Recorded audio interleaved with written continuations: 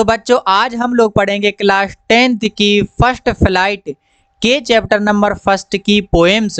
और बच्चों chapter number first में 2 पोएम्स हैं जिनके नाम है बच्चों, पहली पोएम का नाम है डस्ट ऑफ स्नो और दूसरी पोएम का नाम है फायर एंड आइस। और बच्चों इन दोनों पोएम्स के जो पोएट हैं उनका नाम है बच्चों रॉबर्ट फ्रॉस्ट, यानी कि डस्ट ऑफ स्नो के पोएट हैं रॉबर्ट फ्रॉस्ट और फायर एंड आइस के भी पोएट हैं रॉबर्ट फ्रॉस्ट। तो बच्चों आप लोगों ने रॉबर्ट फ्रॉस्ट जो पोएट है इनका नाम तो सुना ही होगा, क्योंकि बच्चों जो रॉबर्ट फ्रॉस्ट हैं वो इंग्लिश के बहुत ही फेमस पोएट हैं और इनने इंग्लिश में बहुत सारी पोएम्स को लिखा है।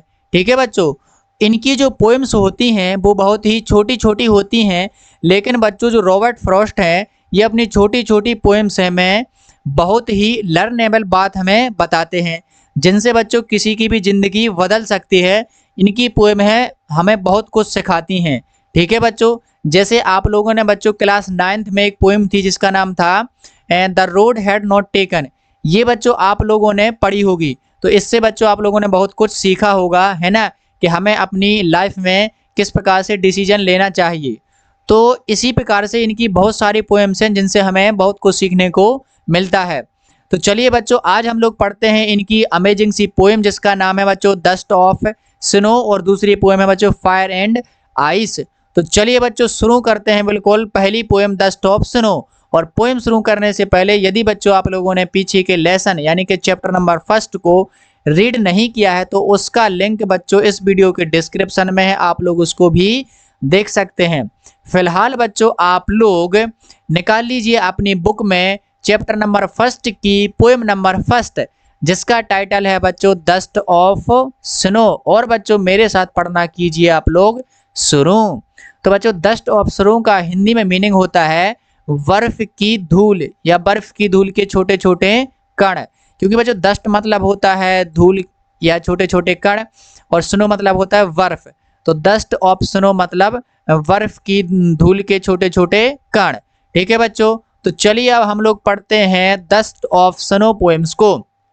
और बच्चों इस पोएम को पढ़ने से पहले मैं बच्चों आप लोगों को पोएम की थोड़ी सी बिगनिंग बता दूं, ताकि बच्चों आप लोग बहुत ही अच्छे तरीके से इस पोएम को रिलेट कर पाओ, क्योंकि ये जो पोएम है वो बीच से शुरू होती है। तो मैं आप लोगों को थोड़ा सा इसकी बिगनिंग बता देता हूँ ताकि आप लोग बहुत ही बढ़िया तरीके से इसको रिलेट कर पाओ। ठीक है बच्चों, तो इसकी बिगनिंग कुछ इस प्रकार है कि सर्दियों के दिन होते हैं और जो इस पोएम के पोएट हैं जिनका नाम है रॉबर्ट फ्रॉस्ट, वो सर्दियों के दिन में बहुत ही उदास होते हैं, बहुत ही सैड होते हैं, बहुत ही अनहैप्पी होते हैं और बिल्कुल उदासी सा चेहरा लिए हुए किसी रास्ते से चले जा रहे होते हैं। तो उनके साथ में रास्ते में घटना घटती है, उसी घटना का यहाँ पर पोएट ने वर्णन किया है। तो चलिए अब हम देखते हैं कि पोएट के साथ में उस रास्ते में जब वो उदासी भाव लिए हुए चले जा रहे थे, जब वो अनहैप्पी थे, तो कौन सी घटना घटती है और उस घटना का पोएट के ऊपर क्या प्रभाव पड़ता है। तो चलिए पढ़िए अब मेरे साथ इस पोएम को।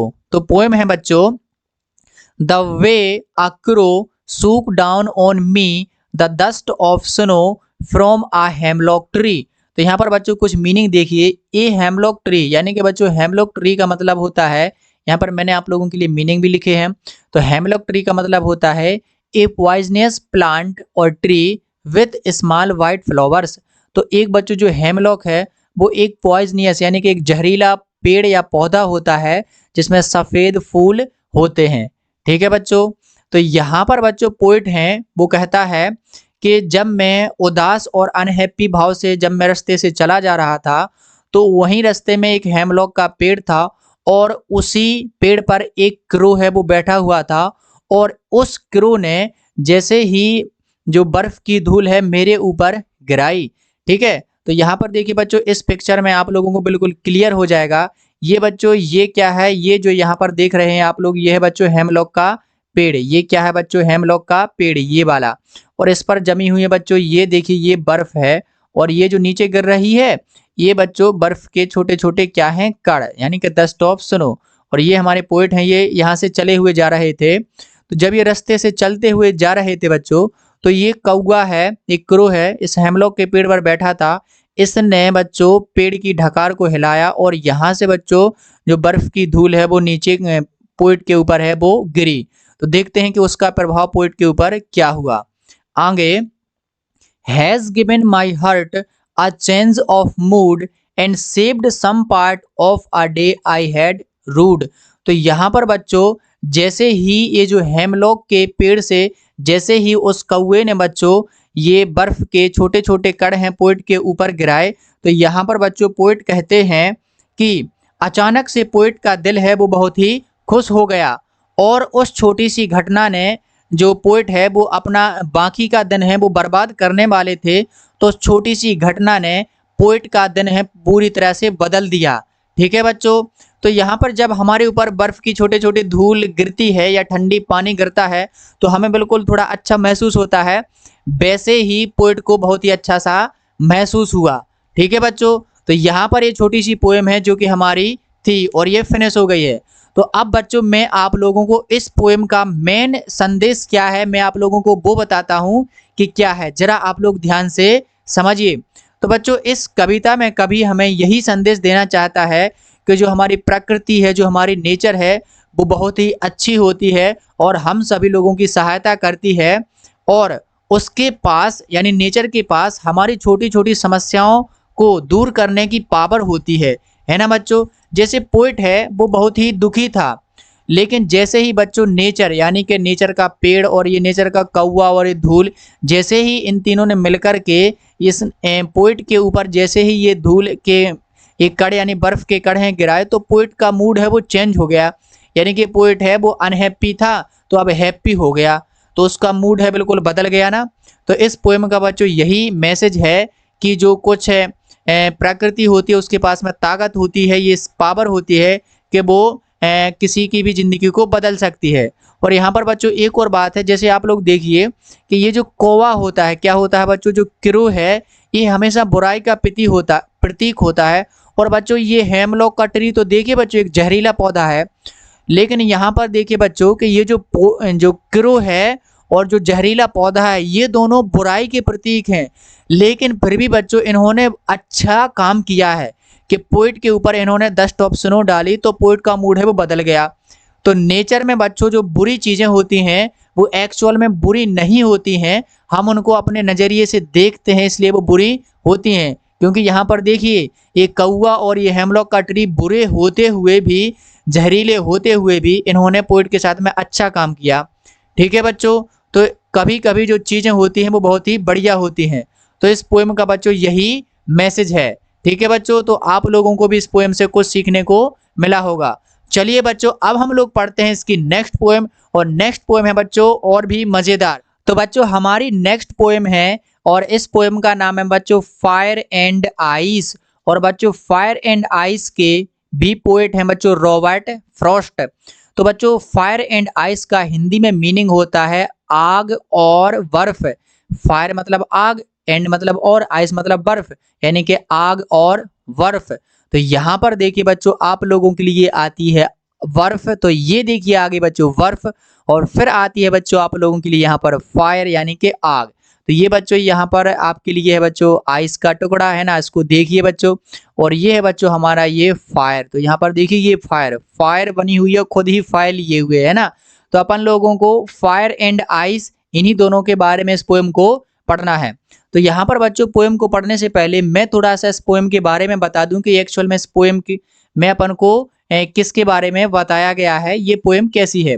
तो बच्चों ये जो फायर एंड आइस पोएम है, इस पोएम में बच्चों पोएट हमसे यही कहना चाहता है कि ये जो वर्ल्ड है, ये जो दुनिया है वो किस प्रकार से नष्ट होगी। तो इसमें बच्चों कुछ लोगों का मानना है कि ये जो बच्चों ये दुनिया है वो कोई मानते हैं कि फायर में नष्ट हो जाएगी, कोई मानते हैं कि आइस में नष्ट हो जाएगी।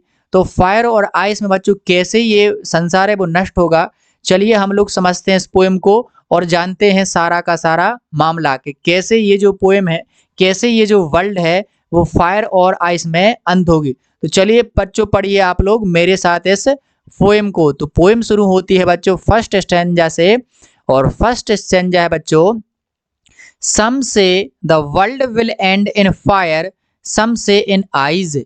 तो बच्चों कुछ लोग कहते हैं कि ये संसार है वो फायर में अंत होगा, कुछ लोग कहते हैं कि आइस में यानी कि बर्फ में अंत होगा। आगे from what I have tested of desire I hold with those who favour fire. तो यहाँ पर बच्चों पोइट कहता है कि जहाँ तक मुझे डिजायर यानी कि इच्छाओं के बारे में पता है, तो और मैं उन लोगों के साथ में हूँ जो ये मानते हैं कि इस संसार का अंत है वो फायर में होगा। तो यहाँ पर बच्चों आप लोग इसकी समरी सुनिए जरा बड़े ध्यान से। तो पहले स्टेंजा में पोइट यही कहता है कि कुछ लोग मानते हैं कि ये जो वर्ल्ड है, ये संसार है, एक दिन बच्चों आग के कारण यानी कि फायर के कारण है वो नष्ट हो जाएगा। तो इनके अनुसार बच्चों एक दिन ऐसा आएगा कि इस पृथ्वी का टेम्परेचर बढ़ते जाएगा और बहुत ही हाई टेम्परेचर हो जाएगा, और फिर ये धरती की धरती पूरी की पूरी धरती बच्चों ये नष्ट हो जाएगी, भस्म हो जाएगी। और बच्चों कुछ लोगों का मानना है बच्चों कि एक दिन ऐसा आएगा कि ये जो धरती है, धरती का टेम्परेचर है बहुत ही कम होता जाएगा, कम होता जाएगा और कमता जाएगा और कमता जाएगा, और ऐसा आएगा कि पूरा का पूरा संसार है वो आइस में बदल जाएगा यानी कि बर्फ में बदल जाएगा, और फिर सब कुछ जम जाएगा और फिर सब कुछ नष्ट हो जाएगा। तो लोग अलग अलग प्रकार के विचार बता रहे हैं कि संसार है इस प्रकार से नष्ट होगा। ठीक है बच्चों, और आगे पोइट कहते हैं कि जहां तक मुझे डिजायर यानी इच्छाएं, तो बच्चों पोइट ने यहाँ पर फायर को डिजायर कहा है, यानी कि जो आग है ये बच्चों पोइट ने उसको डिजायर कहा है, जो इच्छाएं होती हैं उसी को बच्चों पोइट ने फायर कहा है। तो पोइट यहाँ पर कहता है कि मैं उन लोगों के साथ भी हूँ या उन लोगों की बात भी मानता हूँ जो ये मानते हैं कि आग से ही ये संसार है वो नष्ट होगा। तो आग का मतलब है बच्चों मानव की इच्छाएं, जो हम इच्छाएं रखते हैं वही। और बच्चों आइस का मतलब है यहाँ पर हेट। क्या है बच्चों? आइस का मतलब है हेट, जो हमारे दिलों में जो नफरत होती है वही है हमारी हेट। और बच्चों जो फायर है वो हमारी डिजायर, यानी कि बच्चों जो हमारे मन में जो इच्छाएं होती हैं वो है हमारी फायर। तो यहाँ पर बच्चों इन्होंने फायर को क्या कहा है? डिजायर, और आइस को क्या कहा है बच्चों? इन्होंने हेट। ठीक है बच्चों, तो चलिए अब हम लोग पढ़ते हैं आगे की लाइनों में और देखते हैं कि क्या होता है। ठीक है बच्चों, चलिए पढ़ते हैं। तो आगे का स्टेंजा है, what if it had to perish twice. तो पेरिस का मतलब होता है बच्चों डाई। क्या होता है? डाई मतलब मरना। तो यहाँ पर पोइट कहता है कि यदि ये संसार है वो दो बार अंत हो, इस संसार का कितने बार अंत हो बच्चों? दो बार। तो आगे I think I know enough of hate. तो यहाँ पर पोइट बच्चों कहता है कि मुझे लगता है कि नफरत से ही अंत हो जाएगा, यानी कि नफरत ही काफी है इस संसार को अंत करने में।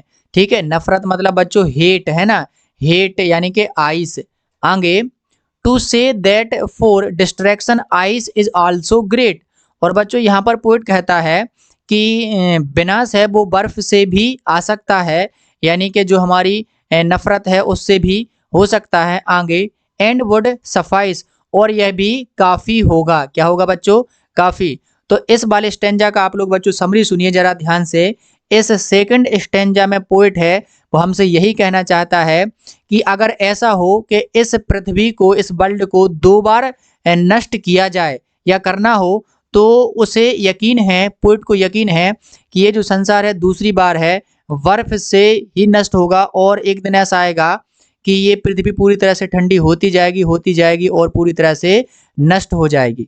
ठीक है बच्चों, तो एक बार फिर मैं आप लोगों को बताता हूँ कि कभी है यहाँ पर जो बर्फ है, ये जो आइस है, इसकी तुलना बच्चों हेट यानी कि नफरत, घृणा से कर रहा है। ठीक है, जो अब व्यक्तियों के दिलों में होती है वही नफरत।